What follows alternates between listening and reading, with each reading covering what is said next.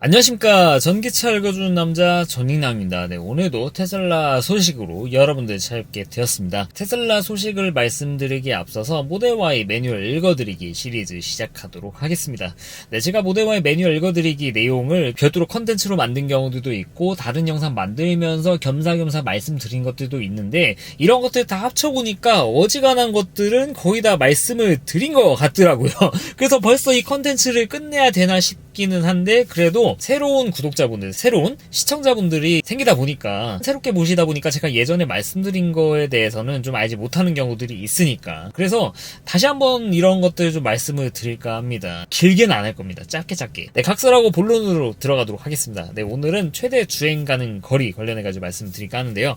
아무래도 전기차 같은 경우에는 상대적으로 기름차에 비해서 이 주행 가능 거리가 환경에 따라서 드라마틱하게 좀 변하는 부분이 있습니다. 상대적으로 좀 편차가 좀 큰가 하는 그런 생각이 들 정도. 예를 들면 내연차 같은 경우 히터를 틀거나 뭐 에어컨을 틀 때 이때 주행 가는 거리 줄어드는 것 대비 전기차는 그거보다 훨씬 더 크게 와닿는 것이죠. 왜냐하면 내연차 같은 경우에는 이 엔진 열을 이용해 가지고도 히터를 쓰기 때문에 어차피 엔진을 구동하면서 나오는 열, 그거는 여름이든 겨울이든 생기는 거니까 그러다 보니까 PTC 히터를 쓸 부분이 그렇게 많지는 않기 때문에 이 전비 차이가 드라마틱하지는 않습니다만, 근데 전기차 같은 경우에는 온전히 히트펌프를 통해서 이 열을 계속 이 캐빈 안으로 쏴줘야 되니까 배터리를 많이 먹게 되죠. 이런 상황일 때 내 차 이상한 거 아닌가요? 라고 생각하시지 말고요. 한번 곱씹어서 생각해 보시면은 내가 이런 습관 때문에 전비가 남들보다 안 좋았구나 이렇게 생각하시면 될 것 같습니다. 네, 에너지 소비에 영향을 주는 요인 이렇게 있는데요. 증가한 주행속도 당연한 얘기죠. 테슬라 같은 경우 정속 주행을 한 70, 80 이 정도 했을 때 전비가 정말 많이 잘 나오고 그때부터 속도가 늘어감에 따라서 전비가 떨어집니다. 그래서 뭐 105, 뭐 102 정도는 사실 큰 무리가 없는데 110을 넘어가서부터는 서서히 전비가 안 좋아지는 게 느껴질 정도. 테슬라의 모터 세팅이 그런 식으로 되어 있습니다. 그래서 뭐 130으로 이렇게 달렸다. 근데 전비가 너무 안 좋다. 네, 당연한 겁니다. 원래부터 테슬라 세팅이 그렇게 되어 있는 거니까 이걸 알고 계셔야 되는 부분이 있고요. 춥거나 더운 날씨에 바람과 같은 환경 조건, 이게 춥거나 더운 거는 어차피 공조에 대한 영향도 있기 때문에, 근데 이제 바람 같은 경우도 이 바람을 뚫어야 되는 에너지를 쓰다 보니까 전비가 좀 안 좋아질 수가 있습니다. 실내 온도 조절 당연한 얘기고, 오르막 주행을 할 때는 아무래도 토크를 좀 더 쓰기 때문에 전비가 많이 안 좋아집니다. 이거는 확실히 티가 나실 겁니다. 내연차 같은 경우도 이거는 똑같이 영향이 있을 건데 좀 덜 와닿는 거죠. 전기차 같은 경우는 전비가 시시각각 변하는 게 정말 정확하게 체크가 되는데, 내연차 같은 경우는 아무래도 기름을 쓰다 보니까 분사하는 걸 가지고 하다 보니까 좀 덜 영향을 주는 것처럼 보이는 걸 수도 있어요. 아무튼 이런 부분이 있고, 화물 중량 당연한 거죠. 그리고 휠 타이어가 좀 안 좋을 때 타이어 자체에 이 바닥과 닿는 곳이 좀 제대로 안 돼 있다, 편차가 너무 큰다거나 이런 상황이 되면은 전비가 다소 떨어질 수 있는데, 사실 이런 부분이 있지만 타이어 어떤 거를 끼느냐에 따라서도 전비 차이가 확연히 납니다. 대표적인 게 미쉐린 CC2죠. 이 올 웨더 타이어인데 전천후로 정말 좋습니다. 이게 눈 올 때도 쓸 수 있게 인증을 받은 그 타이어지 않습니까? 근데 이게 모든 게 다 좋을 수는 없어요. 결국에는 뭔가를 트레이드 오프 해야 됩니다. 그게 바로 전비다, 전비가. CC2 같은 경우는 윈터 타이어를 갈아 끼거나 그럴 필요가 없기 때문에 너무도 좋지만, 근데 이 소음, 첫 번째 소음, 그리고 두 번째 이 전비, 전비가 테슬라 OE 타이어 대비 10% 이상은 더 안 좋아집니다. 이런 부분을 잘 고려하셔가지고 CC2로 바꿔놓고 내가 전비가 안 좋아요 이렇게 하시면 안 된다는 거. 네, 그리고 액세서리인데 뭐 루프렉이라든지 뭐 이런 것들 당연히 위에다가 뭔가를 달면은 공기 저항에 영향을 끼치는 거고, 이건 아까 말씀드린 것처럼 공기를 뭔가 뚫은 상황이랑 똑같은 거다. 뚫으면서 전비가 안 좋아지는 거랑 똑같은 거니까 당연히 전비가 안 좋아지는 것이죠. 네, 그리고 이런 경우 차량 호출을 계속 켜놓으면은 차가 잠에 들지 않기 때문에, 그리고 센트리 모드 당연하죠. 감시 모드 당연하고, 그리고 테슬라 어플을 통해 가지고 계속 뭔가를 컨트롤한다. 차에 뭔가 계속 하도록 지시를 하는 거니까 차가 잠을 안 답니다. 그러다 보니까 주차만 하더라도 에너지가 푹푹 타는 거를 보실 수가 있어요. 팁이 있는데 이런 요인을 피하면 됩니다. 그러면은 다 해결이 되는 거니까 이거는 패스하도록 할게요. 예, 영상 길이 줄이려고 말씀드린 거고, 사실 이걸 말씀드리고 싶었는데, 주행 가는 거리, 전익남 구독자분들이면 아시겠지만 테슬라 모니터 사이트는 주행 가는 거리 가지고 내가 얼마를 갈 수 있다 이렇게 대략적으로 생각조차 하시면 안 됩니다. 이 모니터상에 뜨는 주행간 거리는 미국의 EPA 전격 소비 기준입니다. 그러니까 내가 바로 전에 풀악셀을 때렸건 할배 운전을 했건 이 과거의 전비 상관없이 그냥 주행간 거리는 남아있는 배터리 잔량에다가 EPA 전격 소비 기준을 딱 때려가지고 그냥 보여주는 것이다. 그러니까 이거는 배터리 잔량을 보는 거로만 보셔야지, 이거를 가지고 내가 모니터상에 보면은 254km 떠 있으니까 난 254km를 갈 수 있겠구만 이라고 생각하시면 안 됩니다. 이게 왜 제가 강조드리면서 말씀드리냐면은 테슬라가 아닌 모든 다른 제조사들입니다. 모든 다른 제조사들은 직전에 전비를 가지고 앞으로 남은 배터리 잔량을 기준으로 얼만큼 갈 수 있냐라고 여기에 무조건 띄워주기 때문입니다. 현대기아, BMW, 아우디, 폭스바겐, 포르쉐 다 똑같습니다. 테슬라 빼고. 그러니까 다른 전기차 타다가 테슬라 타시는 분들은 이거 좀 이상하다, 이거 좀 안 맞는데, 이거 뻥전비 아니냐 하시는 분들도 많이 계신데 당연합니다. EPA 기준이니까. 그러니까 여러분들이 EPA 전격 소비 기준으로 달리신다? 그러면 모니터상에 뜨는 주행가는 거리 똑같이 가실 수가 있다. 그래서 주행가는 거리 테스트 하실 때 이거 백날 말씀드리는데, 예를 들어 제가 만축을 하고 나서 한 300km를 달렸어요. 300km 달렸는데 여기 254km 왔다 했어요. 그러면은 내가 300km 주행했고 앞으로 갈 수 있는 주행가는 거리가 254km니까 554km를 갈 수 있구만 이라고 생각하면 안 된다, 안 됩니다, 안 돼요. 이거 진짜 제가 그렇게 영향력이 없어서 그런 건지 모르겠지만 안 된다고. 아직도 이거 가지고 주행가는 거리 테스트를 이렇게 하고 있어, 진짜. 이거 읽어보면은 그게 얼마나 말도 안 되는 건지 아실 거예요. 네, 그래서 만약에 주행가는 거리 테스트 하고 싶다? 절대 그렇게 하지 마시라. 그러면 어떻게 해야 되냐? 테슬라에 뜨는 주행가는 거리를 다른 제조사에 뜨는 주행가는 거리랑 똑같이 좀 맞추고 싶다. 네, 그럴 때 보는 게 바로 이 에너지 탭입니다. 에너지 탭에 가셔가지고 15km, 150km, 300km 이렇게 적혀있지 않습니까? 이 300km의 평균 전비를 가지고 앞으로 얼만큼 더 갈 수 있니? 150km 주행한 전비 가지고 앞으로 얼만큼 갈 수 있니? 15km. 이런 식으로 테슬라는 나눠놨습니다. 그래서 보통 다른 제조사의 이 주행가는 거리 테스트처럼 보시려고 하면은 150에서 300km 정도 세팅을 하셔가지고 보시면 된다라는 거. 그래서 제 차 같은 경우는 300km 주행할 때 평균 전비가 155.2W/km이었고 이게 EPA 전격 전비 기준 3W/km을 초과를 했다. 그래서 너는 배터리 잔량을 가지고 250km를 갈 수 있다. 220km 써있죠? 얘랑 다르죠. 254니까. 제 차는 전격이 152W/km이니까 EPA 전비보다 높은 상태로 주행을 했기 때문에 여기 나와있는 주행 가는 거리보다 덜 가는 거죠. 반면 제가 좀 초단거리, 여기 보시면은 6.3km 주행하는데 전비가 127W/km이 나왔습니다. 이런 전비를 유지하면은 여기에 나와있는 것보다 훨씬 많이 갈 수 있다라고 생각하시면 될 것 같습니다. EPA 전격 전비를 이용하면은 이것만 가지고도 내가 주행 가는 거리 얼만큼 갈 수 있다라는 거를 좀 어느 정도 좀 감각적으로 이해하실 수가 있는데, 모델 Y RWD 타신 분들, 롱레인지 타신 분들, 게다가 이거 연식별로 다 다릅니다. 전격 전비가. 그래서 일단 에너지 탭을 보셔가지고 전격 전비를 체크를 하세요. 제 차 같은 경우는 여기 155를 찍었는데 전격 전비보다 3이 초과됐다고 하니까 대략적으로 152.2W/km이 제 전격 전비겠죠. 그래서 이 152를 대충 외워놓는다. 그러면은 이 전비 탭을 보고 152보다 전비가 좋으면은 이거보다 주행을 더 할 수 있겠네라고 이런 식으로 이해하시면 됩니다.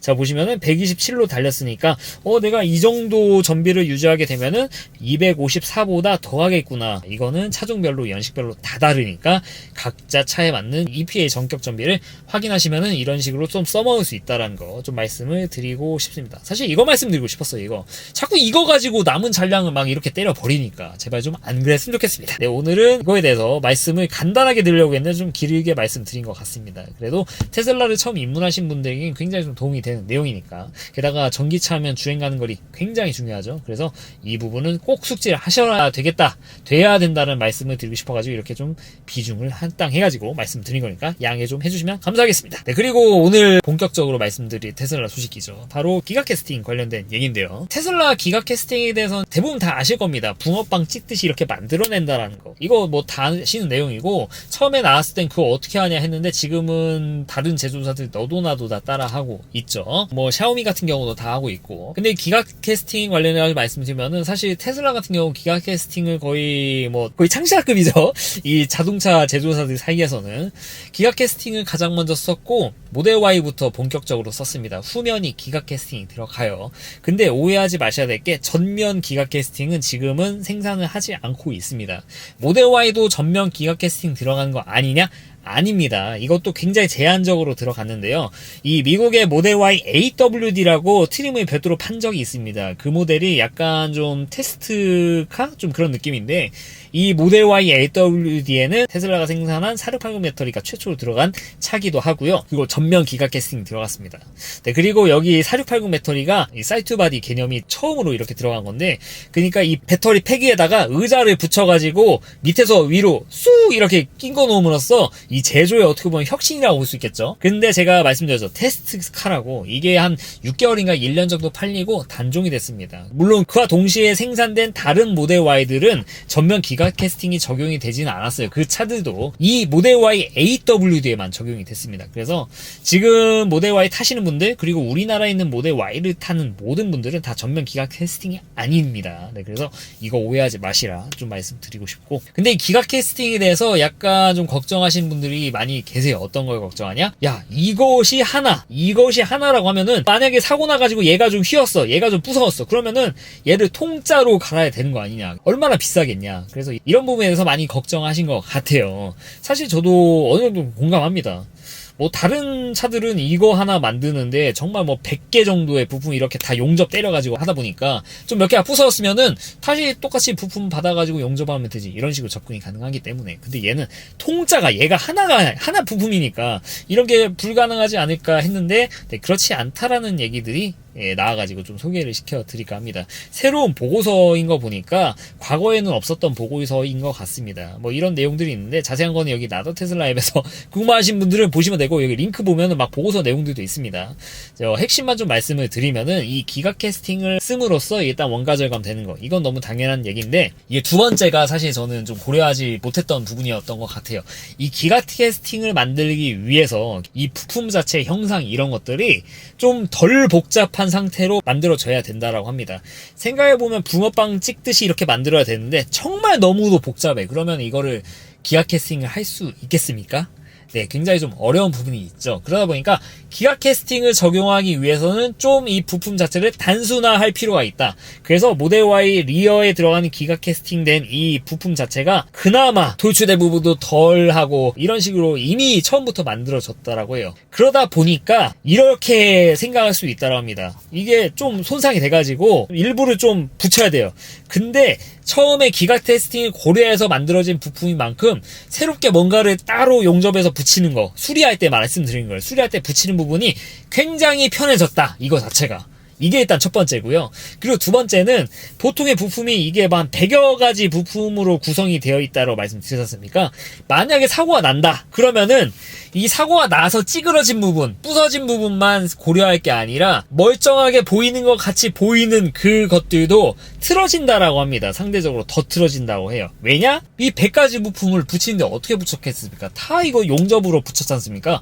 근데 충격을 받으면은 이 접합부 자체가 다 조금씩은 변성이 일어난다는 것이에요. 이게 처음부터 기가 캐스팅으로 만들었으면은 강성이 있기 때문에 한번 사고가 딱 나면은 다른 쪽은 그래도 좀 온전한 부분이 있는 반면, 네, 물론 100%는 아니겠지만 상대적으로 말씀드린 거예요. 상대적으로 100여 가지 부품을 다 용접해서 만든 부품들은 이 용접한 부위가 조금씩은 다 틀어지기 때문에 완벽하게 원상복귀를 할 수 없다라는 거. 그렇기 때문에 결과적으로 이 수리비는 기가 캐스팅 쪽이 좀 더 덜 들어갈 수 있다라는 주장을 지금 하고 계신 것 같습니다.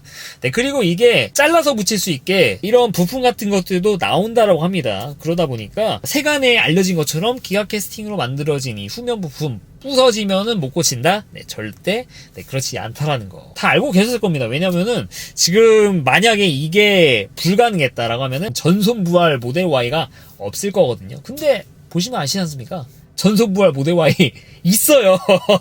네, 기술자가 진짜 많습니다, 우리나라 분들이. 네, 물론 그분들이 이거를 직접 부품을 공수해가지고 이렇게 끼워 붙였는지는 잘 모르겠어요. 이게 나온 지 얼마 안 된 걸로 알고 있거든요. 그래서 아마 부서진 부품을 어떻게든 막 해가지고 막 이렇게 용접하신 것 같은데, 수리가 어떻게든 됩니다, 생각을 해보시면은. 그래서 뭐 세간에 알려진 것처럼 이거 통짜로 갈아야 된다, 통짜로 이거 받아가지고 이렇게 낀 거야 되기 때문에 수리비가 엄청나게 비싸다, 네, 이런 식으로 오해를 안 하셔도 된다. 상대적으로 좀 더 저렴해질 수 있다는 거. 제가 생각했던 그런 것하고 약간 다른 부분이어가지고 좀 신선한 뉴스였던 것 같습니다. 그래서 여러분들께 좀 소개를 시켜주는 거다라고 말씀을 드리고 싶습니다. 네, 그리고 오늘 들려드릴 마지막 소식이죠. 간단하게 이것도 훑고 넘어가도록 하겠습니다. 2025.32 버전 업데이트 소식인데요. 사실 이 부분은 우리나라랑 관련이 없을 수가 있습니다. FSD 관련된 내용이지만 그래도 좀 알아두시면은 테슬라의 FSD에 대한 자체적인 믿음 자체가 어떻게 변화되는지를 좀 알 수 있는 그런 단서가 될 수도 있어서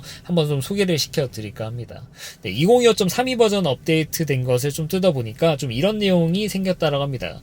이게 테슬라 FSD를 쓰게 되면 아니면 FSD 쓰지 않더라도 테슬라 자체가 졸음 감지를 하게 되는 것을 좀 알 수가 있는 것 같은데요. 그래서 운전하다 이런 상황, 운전하고 있는데 막 졸려요. 막 그래가지고 차선을 막 여러 개를 막 계속 넘는다든가 아니면 자꾸 휘청휘청 한다든지 뭐 이런 상황이 발생하면은 이 테슬라에서 이런 알림을 띄워준다고 합니다. 이거 내려가지고 FSD 운용시켜라. 왜냐면은 너 지금 졸고 있어. 졸고 있으니까 차라리 FSD를 써. 이게 생각해보면은 과거의 테슬라의 움직임과는 많이 다른 거를 아실 수가 있습니다. 왜냐면은 테슬라가 처음에는 FSD를 쓰게 되면은 운전자 감시에 대해서 굉장히 많이 주의를 기울였습니다. 그러니까 조금이라도 한눈 팔면은 야, 너 딴 데 쳐다보지 마. 이런 식으로 알람을 계속 해주고 좀 허튼 짓 하면은 내깅하라고 하고 흔들라고 하고 뭐 그런 식으로 움직였지 않습니까? 근데 반대로 졸음운전하면은 FSD를 키세요 차라리 라고 권장을 한다는 거. 이게 어떻게 보면은 테슬라 자체도 차라리 졸음운전할 거면 FSD가 좀 더 안전하구나 라는 그런 통계를 내부적으로 좀 얻었겠죠. 그걸 가지고 이 OTA 업데이트에 반영해준 거다라고 보시면 될 것 같습니다. 그만큼 지금 자신감이 뿜뿜해졌다라는 사실을 알 수 있고요. 참 부럽습니다. 뭐가 부럽냐? 미국의 FSD 되는 거. 우리나라 FSD 언제 돼? 언제 돼? 이게 뭐 언제까지 미국에만 돌아가지는 않을 거라고 생각합니다. 네, 물론 우리나라 미국산이 먼저 되긴 하겠지만 이게 뭐 유럽이라든지 뭐 일본이라든지 그리고 기가상하이산 차들이라든지 안 되겠습니까? 당연히 언젠가는 되겠죠. 언젠가는 되는데 당장 안 된다는 게 좀 아쉬울 뿐이지. 그래도 이런 것들이 우리나라에도 들어오고 FSD 쓰는 분들이 많아지면은 정말 우리나라에 많은 사고들이 줄어들 거라 확신합니다. 어떻게 보면은 얘가 사람이 운전하는 것보다 안전하게, 어떻게 보면 아니라 실제로도 통계에 나와 있는 부분이고요. 우리가 지금 그런 시대에 살고 있습니다. 근데 지금 우리 주변에 보이지 않아서 그런 것들이 와닿지 않을 뿐, 네, 여러분들 시야를 우리나라만 보지 마시고 유튜브라는 좋은 플랫폼이 있지 않습니까? 거기 통해가지고 중국의 자율주행 그리고 미국의 자율주행 이런 것들을 좀 보시면은 시야를 넓히는데 굉장히 좀 도움이 되니까 네, 좀 권해드리고 싶네요. 이런 식으로 세상이 변하고 있다는 거 말씀을 드리면서 네, 오늘 영상을 마치도록 하겠습니다. 이상 전기차 읽어주는 남자 전익남이었습니다. 앞으로도 유익한 주제를 가지고 여러분들을 찾아뵙도록 할 테니까 좋아요와 구독 부탁드리고요.